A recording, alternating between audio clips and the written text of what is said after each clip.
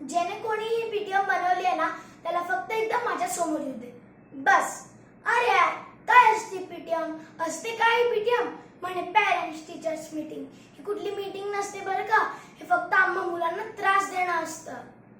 Parents आमची complaint टीचर्सला करतात आणि टीचर्स आमची कंप्लेंट पॅरेंट्सला करतात.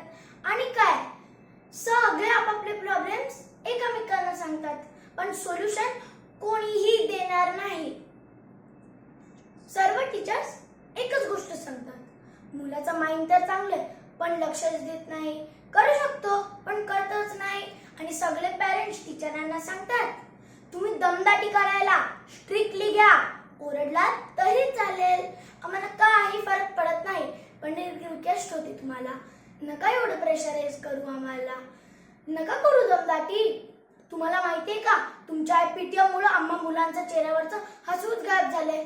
पॅरेंट्स टीचर्स आणि सोसायटीतल्या लोकांची जिम्मेदारी आहे की आम्हा मुलांच्या चेहऱ्यावरचं हसू कायम टिकून ठेवावं.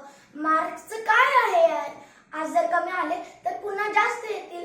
पण हे हसत बागडणारं बालपण एकदा गेलं तर ते परत पुन्हा कधीच येणार नाही. धन्यवाद.